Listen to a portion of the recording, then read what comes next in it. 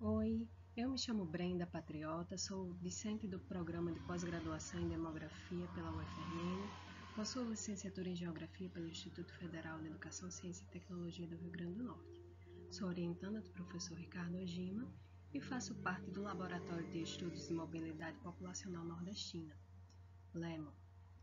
Identificando as viúvas da seca no semiárido setentrional nordestino, 1970, é a primeira etapa do meu projeto de dissertação.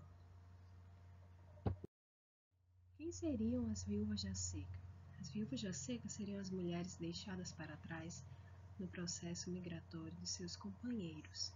Independentemente do estado civil ou estado de união, os homens optaram por migrar devido às grandes forças de constrangimento do local, incluindo as secas, que nos anos chamados de adversos, as precipitações eram tão poucas e insignificativas que não eram suficientes para restabelecer o curso dos rios e reabastecer os açudes necessários para a agricultura irrigável. Então, essas mulheres estão situadas nos pequenos municípios do semiárido setentrional e elas receberam essa denominação por Aziz Absaber, ainda no final da década de 1960, que falou que era cada vez maior e mais frequente o número de mulheres viúvas de maridos vivos, viúvas devido à seca que impunha uma situação que expulsava esses homens em idade laboral. Logo, a migração se configura como uma expressão social, primeiramente pela busca de trabalhos mais remuneradores e atraentes do que aqueles que existiam no local de origem. Mas elas também são seletivas, em razão das pessoas responderem de forma diferente a uma série de fatores positivos e também negativos que prevalecem nos locais de origem e de destino. Esse indivíduo ele precisa estabelecer se há uma relação que seja satisfatória ao migrar e se irá sair desse processo beneficiado. Então, ele tem que pesar os prós e os contras do processo migratório. O perfil dos emigrantes no semiárido setentrional considerava os fatores pessoais, que era o desemprego, também a etapa do ciclo vital. Essas pessoas estavam acabando de constituir uma união, um novo lar, tinham suas pequenas propriedades, mas não conseguiam obter sustento por causa das forças de constrangimento agravadas pela seca, que ampliava as desigualdades socioeconômicas, fazendo com que homens em idade jovem, idade laboral, com pouco investimento do capital humano, migrasse primeiramente para outra área rural um pouco maior e depois uma migração urbana para ter melhores oportunidades. Apesar de que, chegando nesses locais, devido ao pouco investimento em capital humano, eles acabavam por ocupar postos de trabalho no circuito inferior da economia, que dependia unicamente da sua força braçal. E esses homens realizavam a migração independentemente do estado conjugal ou de união. O Sertão Norte é a área correspondente ao semiárido setentrional, localizada geograficamente acima do Rio São Francisco, que compreende 754 municípios do semiárido.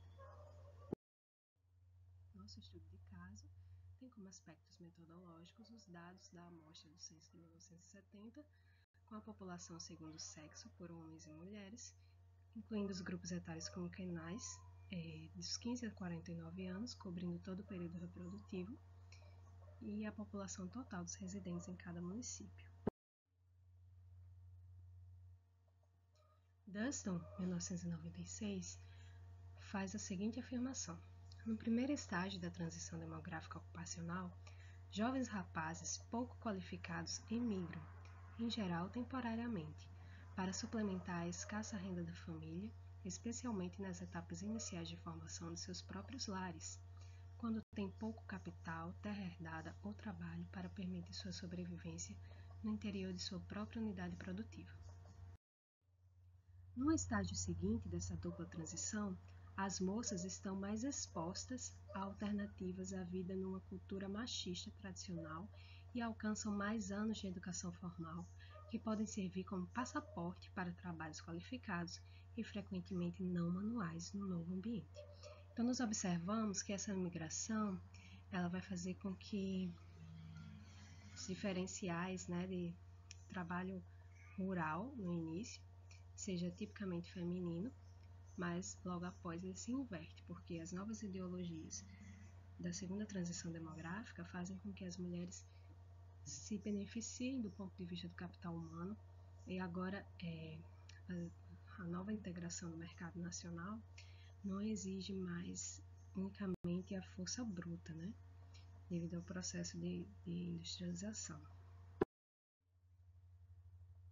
O grupo de Foz propõe que as razões de sexo devem ser investigadas quando apresentam um diferencial maior do que aquele esperado.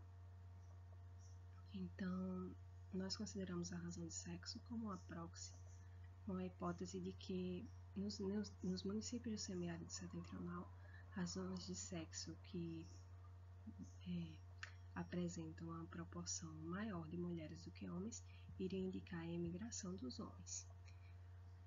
O grupo de Foz fala que variações além do intervalo mencionado requerem explicações adicionais à migração seletiva por sexo ou uma excessiva mortalidade por causas maternas entre mulheres ou por causas violentas entre homens, por exemplo, que costumam afetar este indicador.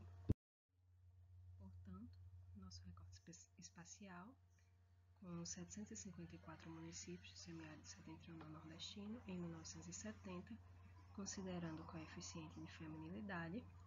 O primeiro corte nós temos 93 municípios com coeficiente de feminilidade até 101 para cada grupo de 100 homens, abaixo de 101 a 130 mulheres para cada grupo de 100 homens, composto por 488 municípios, e em seguida a nossa seleção de municípios com os maiores coeficientes de feminilidade.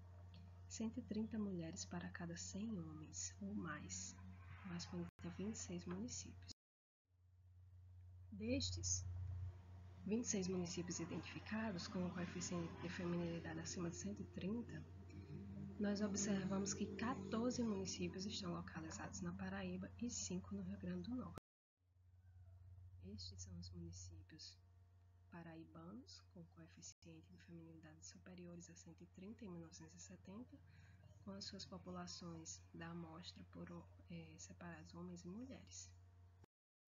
E aqui os 5 municípios do Rio Grande do Norte, também por homens e mulheres.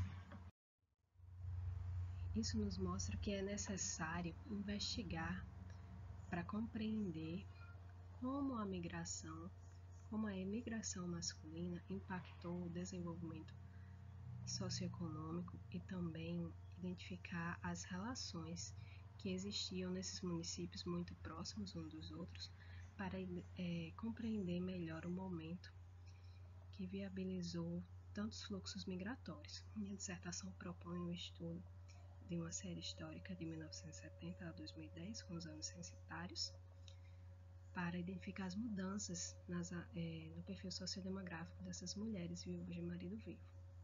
Convido vocês a lerem o artigo completo nos anais. Muito obrigada pela atenção.